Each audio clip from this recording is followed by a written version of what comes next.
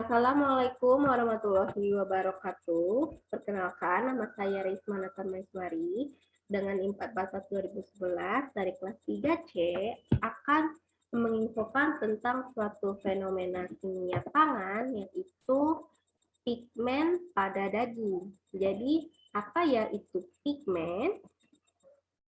Jadi, pigmen adalah salah satu bahan yang dapat meningkatkan dan memperbaiki suatu warna produk sehingga menciptakan suatu citra dan produk bisa lebih menarik.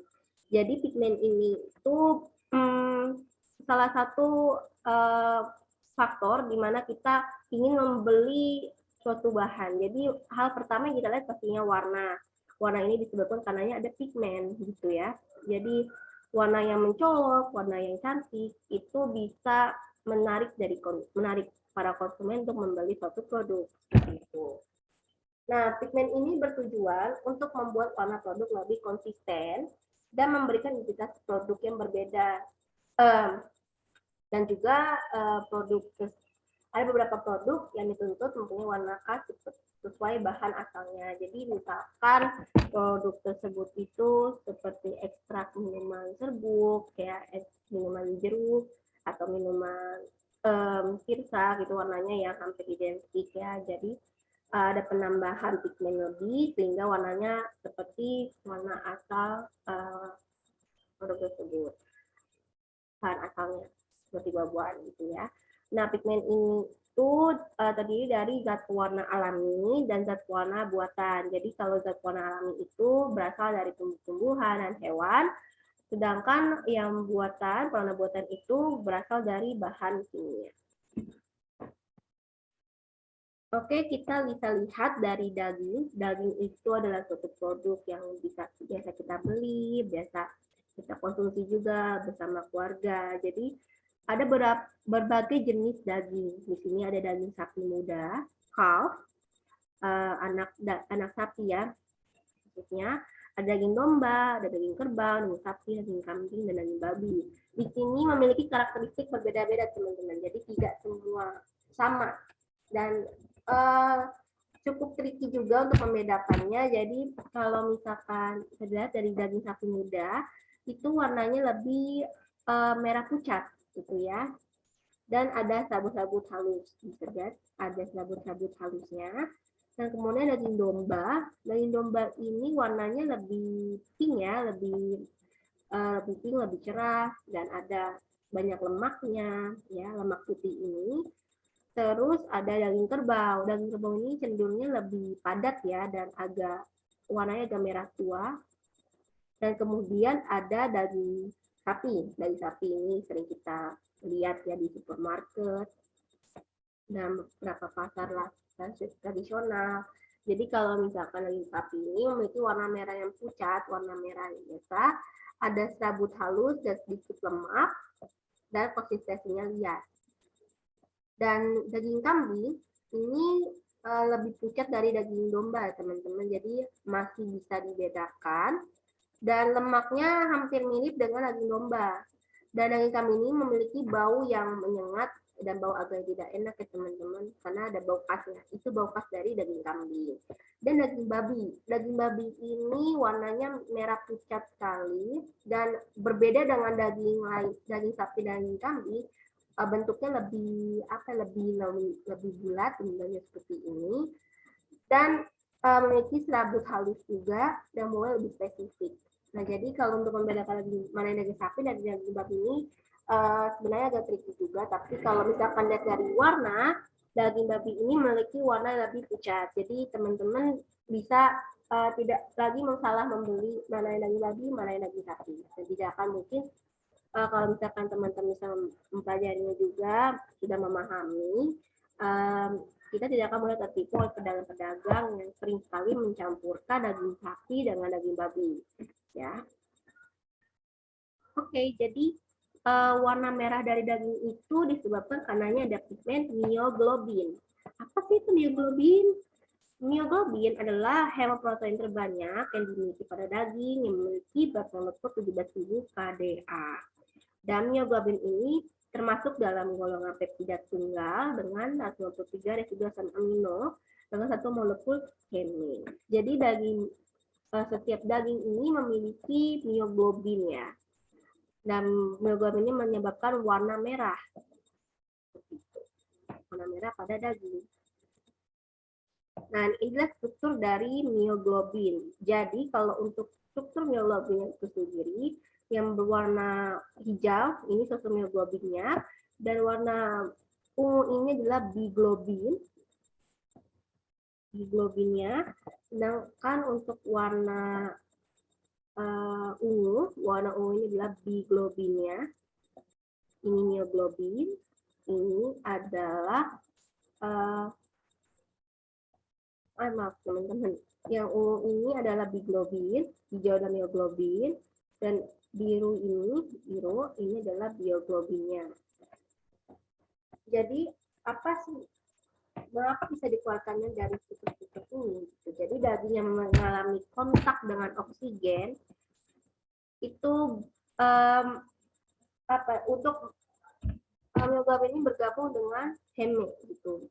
Dan heme dan maksud oksimioglobin, sehingga warna daging yang tadi warna merah keunguan seperti ini teman-teman, dia akan berubah menjadi warna merah yang begitu cerah gitu. Jadi karena adanya kontak dengan oksigen sendiri juga, ada penggabungan juga dari heme gitu, dan sehingga masukkan warna merah daging segar begitu. Dan warna merah daging segar itu sendiri itu mengandung kaya kandungan hemoprotein yang tinggi, intersection antara mioglobin dan struktur hemenya. Jadi masih segar ini masih terjaga konsistensinya dari struktur mioglobin itu sendiri. Selanjutnya itu adalah daging busuk. Daging busuk ini pastinya memiliki warna yang berbeda sekali dengan warna daging merah yang segar seperti ini. Warnanya sudah mulai coklat, ada hijaunya, baunya busuk. Itu tuh karena kontak oksigennya begitu lama, jadi kontak oksigen itu juga tidak baik gitu teman-teman, jika dibiarkan di udara terbuka yang mana dia busuk gitu, dan tidak dan juga bisa juga disimpan di dalam kulkas dengan waktu selama 1 bulan, 2 bulan, ya itu sudah menimbulkan banyak sekali bakteri gitu teman-teman. Jadi bakteri tersebut yang merubah warna daging yang tadinya segar jadi busuk ini adalah Homobacterium bifidum. Dan ya sudah, struktur biologis sudah tidak ada di sini karena ya sudah dihancurkan, sudah hancur oleh bakteri Homobacterium bifidum, dan membentuk juga ferimethimioglobin dari kontak oksigen tadi yang begitu lama, sehingga terjadinya oksidasi yang membentuk si ferimethimioglobin, sehingga daging tersebut bisa dari warna merah sudah tidak segar, jadi warnanya sudah coklat seperti ini, sudah tidak segar lagi, sudah busuk pastinya. Jadi teman-teman yang suka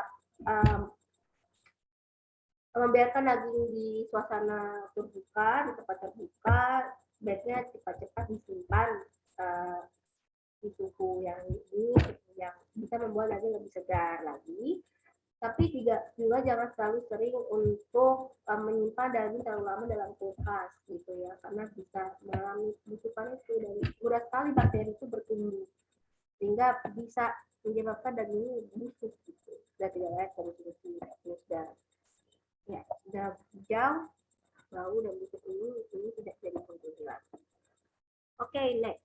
Nah, daging ini bisa diawetkan teman-teman. Jadi di sini ada beberapa percobaan yang saya pernah praktik. Jadi di sini ada berbagai pelarut, yaitu dari natrium nitrat, natrium nitrit, vitamin C, dan aquades. Jadi untuk gelas 1 ini nih percampuran dari 3 pelarut ini, dari NaO3, NaO2, dan vitamin C. Sedangkan kalau dari gelas kedua ini dari natrium nitrit gitu ya. Lalu kalau gelas ketiga ini dari natrium nitrat, dan terakhir ini vitamin C. Kalau untuk kita lihat dari dagingnya.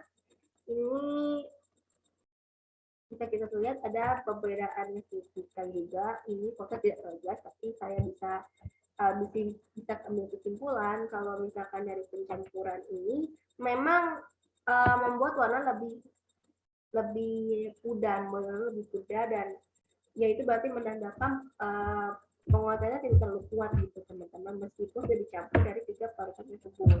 Sedangkan kalau untuk natrium nitrit ini warnanya masih masih kelihatan warna merah-merah coklat, merah-merah ungu, merah yang masih segar gitu ya, cuma tidak terlalu masih agak jauh gitu. Sedangkan untuk yang vitamin C ini warnanya masih sudah pudar gitu, sudah pudar dan ya tidak terlalu menunjukkan pengawetan juga gitu. Jadi yang bisa kita simpulkan ini natrium nitrat lah yang membuat daging bisa awet. Dan karena warnanya juga masih merah segar, masih sama, sehingga kita bisa bandingkan dari ketiga pelarut ini bahwa menunjukkan kalau natrium nitrat itu adalah pilihan terbaik untuk daging, kepala daging teman-teman. Jadi kenapa natrium nitrat bisa mengawetkan daging? Karena natrium nitrat ini mempertahankan dan dipanaskan juga dari nitrosomil 2 tersebut menjadi nitrosohemokrom yang lebih stabil. Dan juga natrium nitrat ini memang sering dipakai untuk pengawetan daging. Ya, karena dia menghambat pertumbuhan bakteri Clostridium botulinum sehingga mempertahankan warna daging dan memberikan cita rasa daging. Ya, jadi natrium nitrat inilah pilihan terbaik untuk pengawetan daging. Oke, mungkin itu saja dari saya. Kurang lebihnya mohon maaf. Wassalamualaikum warahmatullahi wabarakatuh. Terima kasih semuanya.